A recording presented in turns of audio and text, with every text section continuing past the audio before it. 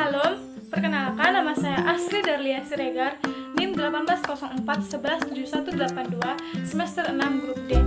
Tujuan saya membuat video ini untuk menyelesaikan tugas mata kuliah teologi PL. Baiklah, untuk kesempatan kali ini saya akan memaparkan mengenai teologi peribadahan dalam perjanjian lama. Ibadah nampaknya sama tuanya dengan manusia. Pasal-pasal awal kitab Kejadian menyatakan tentang kurban yang dipersembahkan oleh Kain, Habel, dan Nuh. Kain dan Habel mempersembahkan kurban sebagai respon kepada Allah atas segala kebaikannya, dengan memberi berkat melalui ternak dan tanah. Kurban Nuh adalah merupakan suatu pemberian kepada Allah yang telah menyelamatkan dia dari kematian. Tidak dapat disangkal bahwa ibadah memegang peranan sentral dalam semua agama-agama di dunia ini. Tanpa ibadah, suatu agama akan kehilangan hakikatnya. Melalui ibadah, manusia mengadakan hubungan vertikal kepada ilahinya dan mewujudkan nilai-nilai rohaninya dalam kehidupan bersama, yaitu horizontal. Jadi, idealnya, ibadah menjadi ciri di mana manusia hidup dalam relasi yang benar dengan Allah dan dengan sesamanya. Tetapi dalam praktek hidup, keberagaman rupanya ada kecenderungan bahwa ibadah itu dipahami secara sempit. Bahkan dapat dikatakan mengalami degradasi nilai dan berakibat pada dekadensi moral. Ibadah hanya dipahami secara ritual atau dalam hubungan dengan upacara-upacara keagamaan yang kadang-kadang lebih bersifat format dan legalitis. Ibadah hanya berlaku dalam wilayah tempat-tempat suci tertentu, tidak mencakup wilayah kehidupan sehari-hari. Atau ibadah dimengerti sebagai perkara-perkara rohani saja, terpisah dari perkara-perkara jasmani. Tidak mengherankan bahwa ada kesenjangan antara iman dan perbuatan, antara hal-hal rohani dan hal-hal jasmani. Ada kesenjangan antara kesalehan dan tingkah laku, antara ajaran dan etika hidup, dan lain-lain semacamnya. Semua masalah yang muncul di dunia ini sepanjang sejarahnya, ketegangan politik atau ketegangan antar bangsa dan golongan, konflik-konflik sosial, masalah-masalah moral, dan kriminal, konflik-konflik internal domestik atau dalam keluarga atau komunitas-komunitas kecil, dan sebagainya. Semuanya itu merupakan indikasi tentang pemahaman yang sempit dan praktek-praktek ibadah yang biasa, atau ibadah tidak dipahami dan dihayati secara benar dan utuh, dan akhirnya bermuara pada degradasi iman dan krisis moral. Baiklah, mari kita lihat bagaimana definisi ibadah pada perjanjian lama. Kata ibadah dalam perjanjian lama dipakai sebanyak 34 kali, dan kata ibadah muncul pertama kali di dalam Keluaran 3 ayat 12. Dalam versi bahasa aslinya, ada dua kata yang digunakan untuk menunjukkan kata ibadah ini, yaitu abdun dan saha.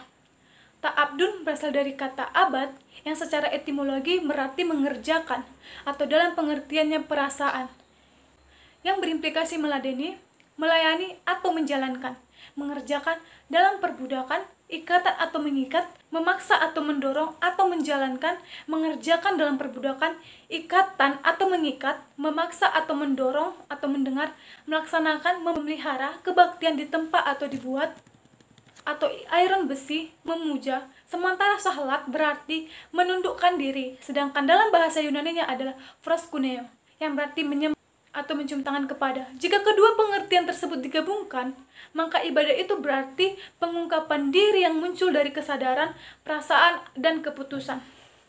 Dari kedua kata yang saya jelaskan, bisa disimpulkan bahwa ibadah merupakan suatu bentuk kegiatan meladeni, melayani, mendengar, melaksanakan, memelihara, memuja, menundukkan diri, melayani, menyembah seorang atau oknum yang lebih tinggi, yang dalam hal ini adalah Tuhan Allah.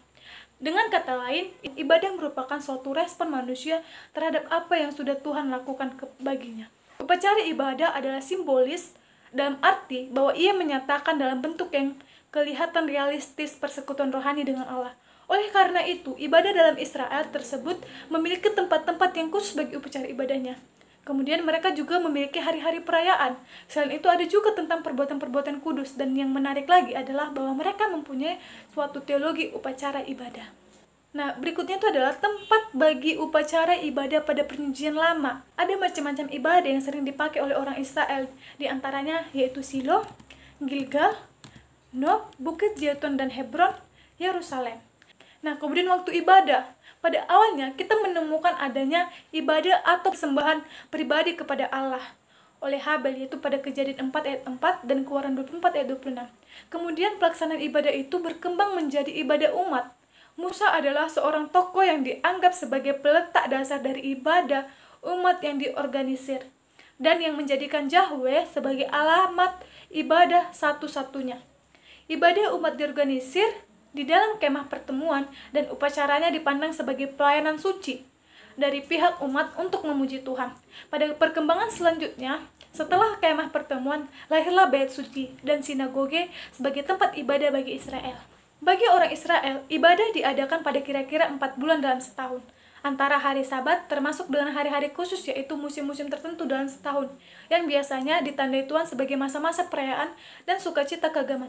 Adapun hari-hari khusus bangsa Ibrani itu antara lain, yang pertama, hari raya roti tidak beragi atau yang disebut Paskah. Yang kedua, hari raya 7 minggu atau Pentakosta atau panen. Kemudian yang ketiga, hari raya pondok daun. Yang keempat, hari raya perdamaian atau di dalam Imamat 16. Yang kelima, hari ketujuh dalam minggu. Yang keenam, upacara pembaharuan perjanjian. Nah, berikutnya syarat beribadahnya. Berikutnya itu syarat ibadah. Ternyata di dalam ibadah ada syaratnya pada perjanjian lama, yaitu sebagai bagian dari tanggapan berbentuk ibadah itu, Allah menetapkan bahwa hal-hal tertentu harus dilakukan oleh umatnya untuk menunjukkan ketaatan mereka dan memperlihatkan iman mereka. Ibadah adalah soal hati. Terdapat beberapa lambang yang digunakan untuk mendukung jalannya ibadah untuk mengekspresikan diri pada penyembah.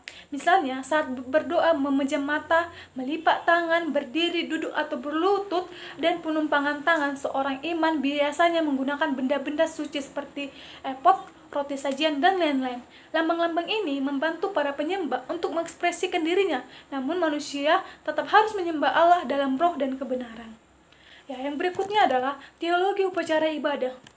Sistem persembahan korban adalah bagian dari upaya Allah untuk menciptakan suatu bangsa yang mendengar suaranya dan mengikut Dia, yaitu pertobatan dan iman. Watak batin ini dicerminkan dalam perlunya bentuk-bentuk nyata disertai oleh pertobatan dan pengakuan. Dengan ini mau dinyatakan bahwa bentuk sesungguhnya dari ibadah adalah soal hati. Baiklah, sekian penjelasan dari saya. Saya akan menjawab 5 pertanyaan yang telah diberikan. Saya akan menjawab 5 pertanyaan yang sudah ditanyakan oleh orang-orang. Yaitu yang pertama adalah, baiklah, pertanyaan yang pertama yaitu kapan kebiasaan beribadah ini muncul dan bagaimana perkembangannya kemudian di antara orang Israel pada zaman PL. Seperti itu ya. Baiklah, saya akan menjawabnya, yaitu pada awalnya kita menemukan adanya ibadah atau persembahan pribadi kepada Allah oleh Habel, yaitu terdapat dalam Kejadian 4 ayat 4, Keluaran 24 ayat 26. Kemudian pelaksanaan ibadah itu berkembang menjadi ibadah umat. Musa adalah seorang tokoh yang dianggap sebagai peletak dasar dari ibadah umat yang diorganisir dan yang menjadikan Yahweh sebagai umat ibadah satu-satunya. Sebagai alamat ibadah satu-satunya. Ibadah umat diorganisir di dalam kemah pertemuan, dan upacaranya dipandang sebagai pelayanan suci dari pihak umat untuk memuji Tuhan. Pada perkembangan selanjutnya setelah kemah pertemuan, lahirlah bait suci dan sinagoge sebagai tempat ibadah bagi Israel. Perkembangan ini didasari oleh pemahaman merupakan faktor penting dalam kehidupan nasional Yahudi. Bait suci dihancurkan oleh Babel, dibentuk kebaktian sinagoge karena pelaksanaan ibadah tetap dirasakan sebagai kebutuhan penting. Baiklah, selanjutnya pertanyaan yang kedua, yaitu bagaimana tempat upacara ibadah dalam perjanjian lama. Baiklah, saya akan menjawab pertanyaannya mengenai tentang bagaimana tempat upacara ibadah dalam perjanjian lama itu. Dalam perjanjian lama, ada macam-macam tempat ibadah yang sering dipakai oleh orang Israel ketika mereka beribadah.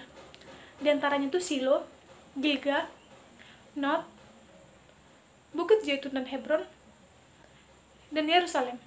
Penentuan tempat-tempat kudus itu adalah bukan sekedar pilihan manusia saja, melainkan adalah penentuan bersendikan tradisi akan pewahyuan diri Allah. Yaitu dapat kita lihat dalam ayat Alkitab, yaitu Hakim-Hakim 6 ayat 25 sampai 26. Kemudian 2 Samuel 24 ayat 16 sampai yang 25. Jadi bagaimana tempat upacara ibadah dalam perjanjian lama? Yaitu tadi yang pertama adalah Silo. Di Silo merupakan kuil yang dipakai oleh orang Israel yang beribadah kepada Tuhan. Selain itu juga merupakan tempat untuk menyimpan tabut perjanjian. Namun terjadi suatu pertempuran bangsa Israel melawan kaum Filistin. Dan akhirnya tabut tersebut jatuh ke tangan orang Filistin dan kemudian ditempatkan di Kiryat Yearim. Silo adalah suatu pusat keagamaan suku-suku pada abad ke-12 sesudah Masehi.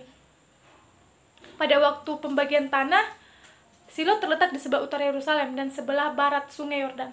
Silo adalah tempat suci dan mempunyai imam-imam Eli dan putra-putranya melayani di situ sampai pada waktu tabut perjanjian Tuhan direbut oleh Filistin.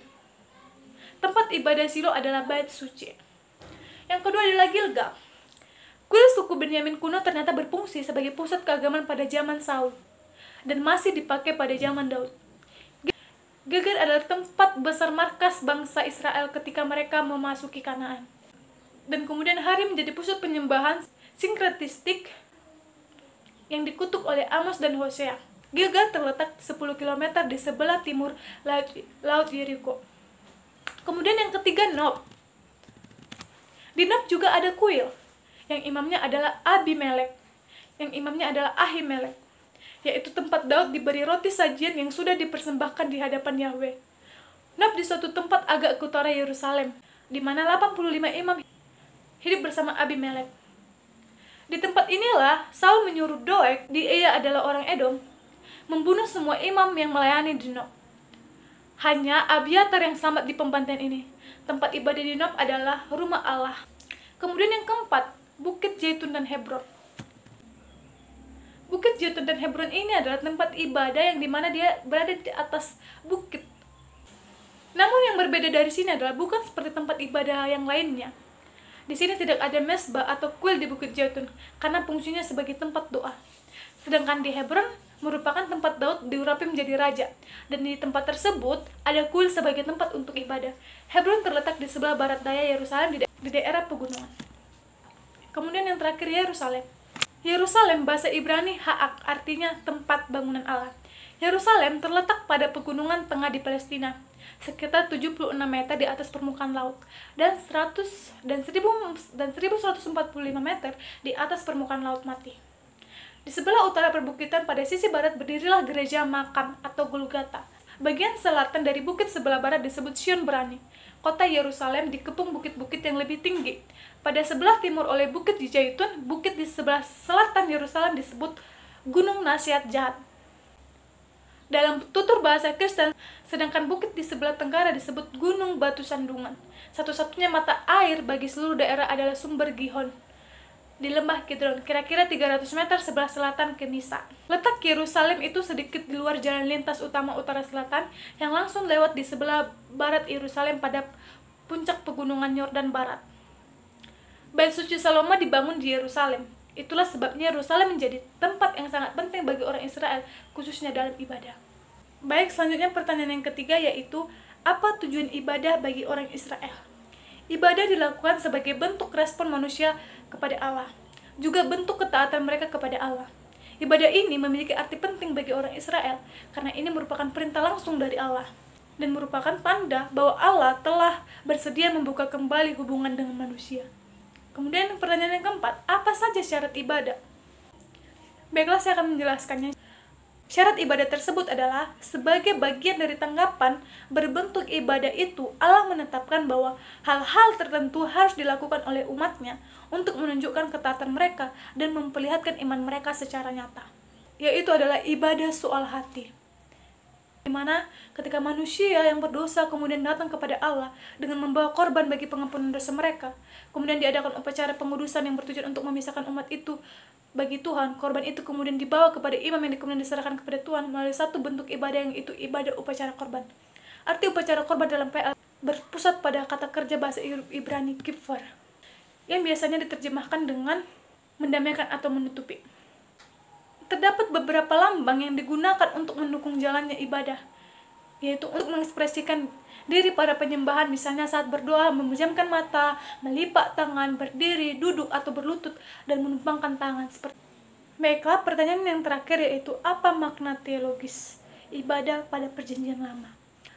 Baiklah, saya akan menjawabnya. Ibadah merupakan respon kita terhadap Tuhan yang diwujudkan dalam setiap kegiatan dalam kehidupan kita. Kita tidak boleh bermain-main dalam melaksanakan ibadah, karena satu bangsa bisa dihancurkan oleh Allah karena mereka tidak beribadah. Siapa contohnya? Yaitu seperti Mesir. Baiklah, demikian yang dapat saya sampaikan. Saya ucapkan terima kasih. Mohon maaf untuk segala tutur kata, sikap, tingkah laku saya yang tidak sesuai atau tidak menyenangkan hati Anda. Saya ucapkan terima kasih. Tuhan Yesus memberkati. Salam.